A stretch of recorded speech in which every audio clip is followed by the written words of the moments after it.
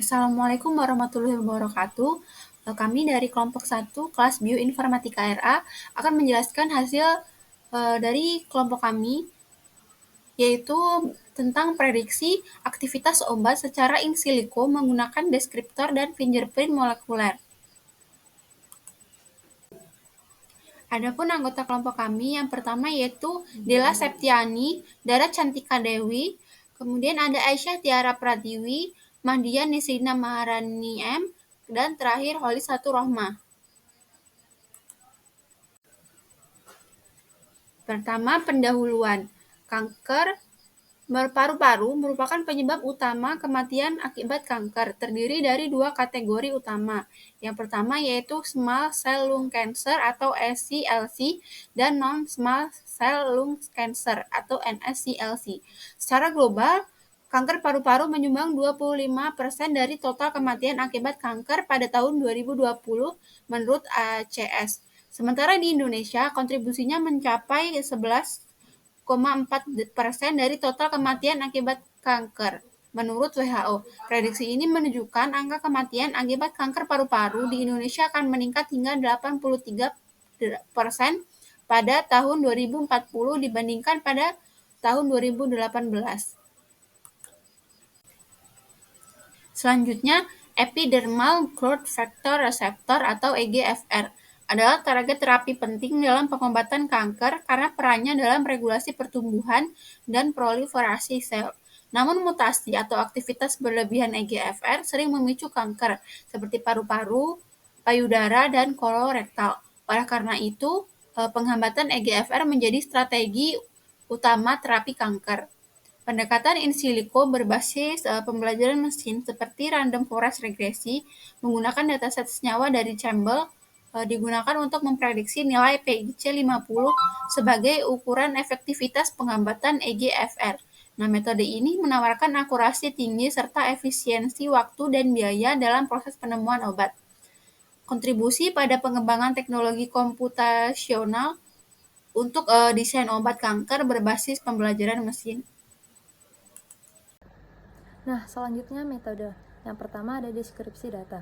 Dataset dalam penelitian ini yang digunakan yaitu dataset EGFR Bioactivity yang terdiri dari 33.727 baris dan 9 kolom.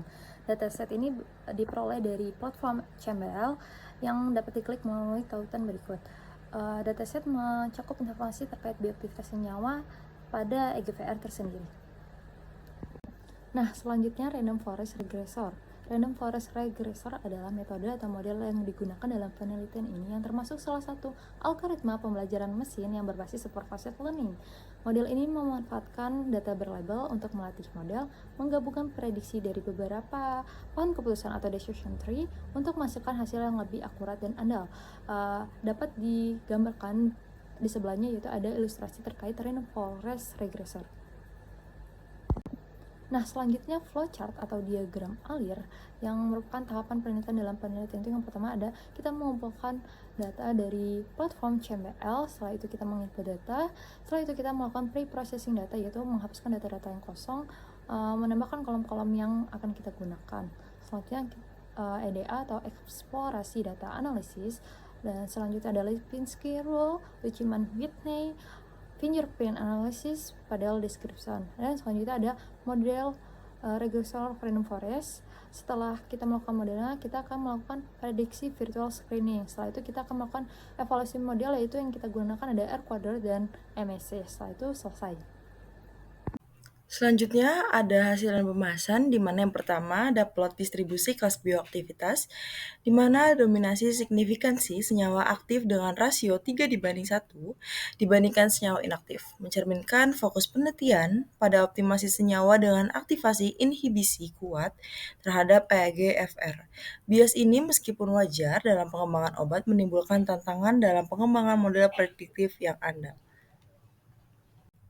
Selanjutnya ada scatter plot di mana menunjukkan persebaran dengan MW dan log-P, di mana senyawa aktif inhibitor EGFR cenderung memiliki berat molekul 300 sampai 500 Da dan log-P 0 sampai 5, sesuai dengan aturan Lipinski.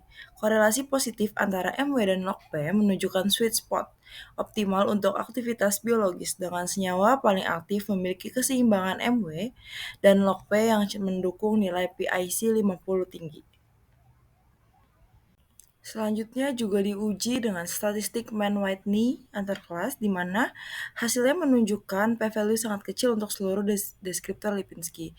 MW sebesar 2,39 pangkat minus 120 dan log P 6,45 pangkat minus 42 menegaskan pentingnya ukuran molekul dan lipofisilitas, sementara donor dan akseptor ikatan hidrogen menunjukkan peran kapasitas pembentukan ikatan hidrogen. Temuan ini memberikan dasar kuantitatif untuk optimasi properti fisiokimia dalam pengembangan inhibitor EGFR. Lanjut ke performa model random forest-nya. Model random forest yang dikembangkan itu menunjukkan performa yang cukup baik pada test set dan model menghasilkan mean square error sebesar 1,41 dan koefisien determinasi atau R square sebesar 0,50, yang artinya model dapat menjelaskan sekitar 50% variabilitas pada data test set. Namun performa keseluruhan datanya lebih tinggi dengan R square mencapai 0,48, di mana perbedaan performa ini mengindikasikan bahwa model memiliki ruang untuk nilai perbaikan, khususnya dalam meningkatkan kemampuan generalisasinya terhadap data yang baru. Selanjutnya, gambar ini menunjukkan scatter plot antara nilai PLC50, prediksi dan juga eksperimental. Secara umum, itu terdapat korelasi linier yang cukup baik, terlihat dari mayoritas data yang mendekati garis diagonal, dan hal ini menunjukkan akurasi prediksi yang cukup tinggi.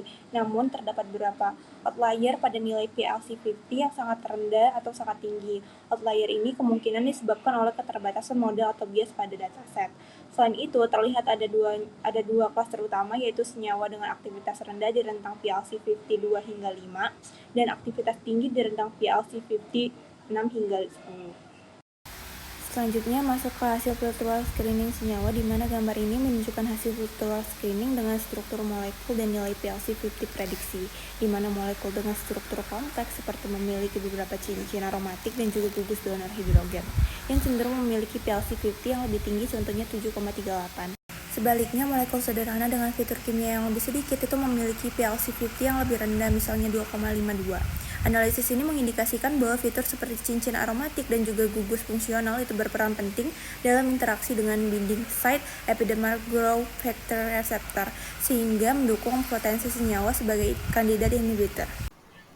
Selanjutnya untuk hasil dan pembahasan, implementasi virtual screening terhadap 5 senyawa uji menghasilkan prediksi PIC50 yang bervariasi dari nilai tertinggi yaitu pada paracetamol 4,68, diikuti dengan antibiotik 4,56, lalu ibuprofen 4,4, kafein dengan 4,23, dan yang terakhir aspirin 3,87.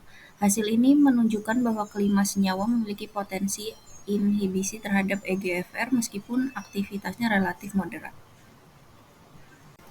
Kesimpulannya, penelitian ini berhasil mengembangkan model prediksi bioaktivitas senyawa terhadap EGFR menggunakan algoritma random forest regressor dengan memanfaatkan dataset Chambl. Model yang dikembangkan menunjukkan performa prediksi yang cukup baik dengan R² sebesar 0,50 pada data uji, meskipun masih terdapat ruang untuk optimasi, terutama pada senyawa ekstrim. Hasil virtual screening menunjukkan bahwa fitur molekul seperti cincin aromatik dan donor hidrogen berperan penting dalam meningkatkan nilai PIC50 dengan paracetamol dan antibiotik menonjol sebagai kandidat potensial untuk pengembangan lebih lanjut. Studi ini menunjukkan efisiensi pendekatan pembelajaran mesin dalam mempercepat proses penemuan obat, khususnya dalam desain inhibitor EGFR untuk terapi kanker. Sekian presentasi dari kelompok kami. Apabila ada kekurangan dan kesalahan, kami mohon maaf. Terima kasih atas perhatiannya. Wassalamualaikum warahmatullahi wabarakatuh.